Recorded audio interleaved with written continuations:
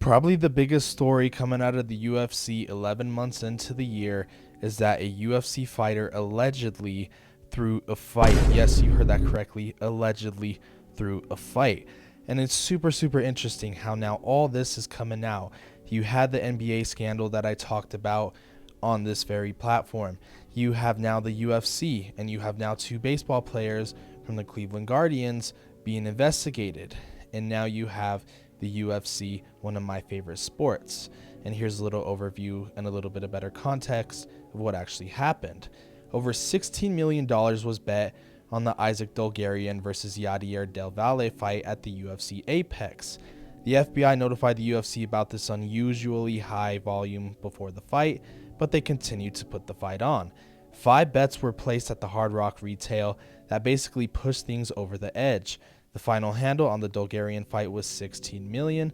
I really cannot contextualize how preposterous a $16 million handle on an effing Apex prelim is. And of course, Dana White had a response to all this that pretty much summed up what happened after the fight. We're with a company called IC360, and they are the best bet monitoring company in the business. They reached out to us and they told us that there was some unusual action going on with that fight. Do we know anything? We didn't. So what we did was we called the fighter and his lawyer and said, what's going on? There's some weird action going on in your bet, weird betting action going on in your fight. Are you injured? Do you owe anybody money? Has anybody approached you to, and the kid said, no, absolutely not. I'm going to kill this guy. And so we said, okay. The fight plays out, and first round finish by rear naked choke. Literally, the first thing we did was call the FBI. So we called the FBI. I've met with the FBI twice today. People out there talking, oh, there's hundreds of fights under it. It's total bullshit. So this company, IC360, which is the best bet monitoring company in the business, we've been with them for years. And we get a report after every single fight. So for anybody out there that's clickbait saying, oh, there's hundreds of fights, it's all bullshit.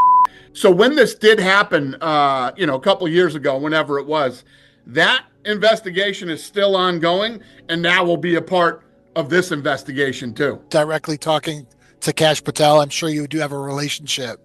Yeah, I talked to him this morning, but then we just had an office full of FBI agents in here. So if you try to do this, I've been very vocal and very open about this. We will be your worst enemy. We will immediately go after you, guns a-blazing. But with that being said, today's video is brought to you by DraftKings, FanDuel, William Hill Sportsbook. Not just playing. I'm just kidding. That's too soon. There has to be some sort of repercussion for this. Isaac Dolgarian was then cut from the UFC. And then you had all these other fighters coming out saying, I've had people approach me in the gym about throwing fights. Dana has something to say about that too. You're seeing things out on the internet where like fighters are coming out and going, oh, I was approached. Really? Why didn't you tell us that? Or more importantly, why didn't you tell law enforcement that you were approached? Now you're saying that you were approached? It's like if somebody comes up and says, hey, I want you to rob a bank. I'm going to rob banks. Want to rob a bank with me? And you don't do it. What, you're not gonna tell law enforcement? They're gonna be approached now by the FBI and whoever else we need to get. And we will do everything we can to make sure you go to prison. Here's where it gets really weird though. I'm talking Pizza Hut inside of a Target weird.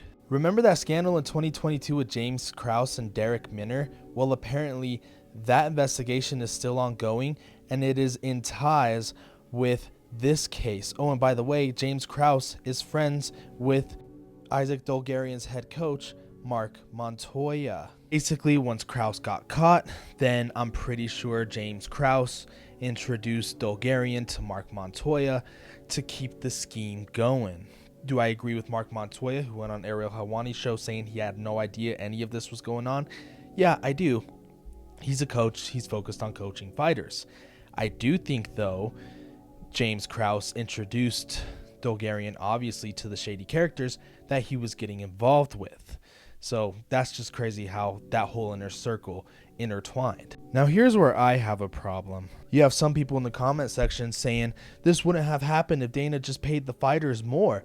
Here's why that's bullshit.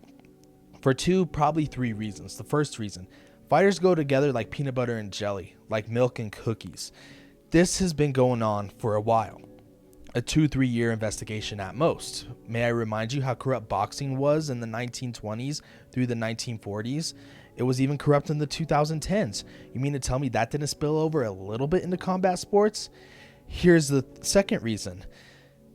Why do you think these NBA players are taking every money they can, whether it be shady or whether it be through their actual contracts? Terry Rozier making $4 million on his contract. Why is he risking his entire career for $250,000 at most? Why is Chauncey Billups, who's making $96 million, making shady deals from shady characters, risking his entire reputation for not even half that? That makes no sense. If he paid the fighters what they were supposed to be made, notice how they're not going after the big dogs. They're not going after Alex Pereira. They're not going after John Jones. They're not going after a Sean O'Malley. They're not going after a Dracus Duplessis, a Hamzat Chimaev, a Islam Makhachev, a Jack Della Maddalena, none of the female champions as well, because they're making the money that they deserve, that they've earned. You got to earn your way up. And I don't care how much of a hardcore you say you are, nobody was watching this card that weekend. Nobody was watching it, especially a prelim. I never heard of Isaac Dolgarian. I'm pretty sure you haven't either.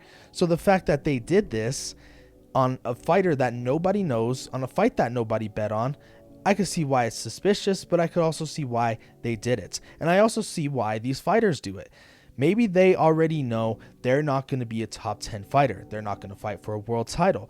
And they need to pay the bills now. They need to pay their mortgage. They need to pay their car payment. They need to pay their child support. They need to buy groceries. They need to do all this stuff to get money to pay off other life expenses that other fighters are doing, living off of fighting, living off of their sponsorships that these lower level fighters can't and probably will never. And then you have all these other fighters coming out saying they were approached. Why would you dry snitch on yourself? That is the stupidest thing I've ever seen this month, for sure. I shouldn't say ever because there's been a lot of other crazy things, but you get the idea. Why would you dry snitch on yourself, basically?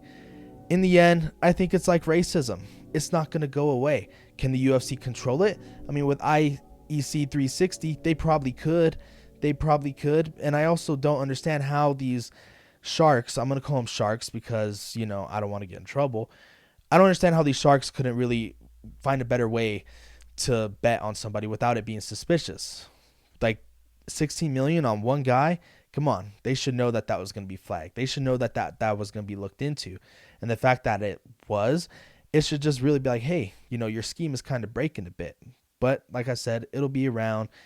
Will it end the UFC? Because that's the main reason why you clicked on this video, because I said it will end the UFC. I don't think it will unless it gets to the higher fighters, unless it gets to the Conor McGregor's, the John Jones, those type of guys, which it probably won't because those guys are set for life. But I want to know what you guys think about this entire situation in the comments. It's your boy, Hollywood AJ. Let me know what video you want to see next, what kind of video you want to see next, and I'll see y'all then.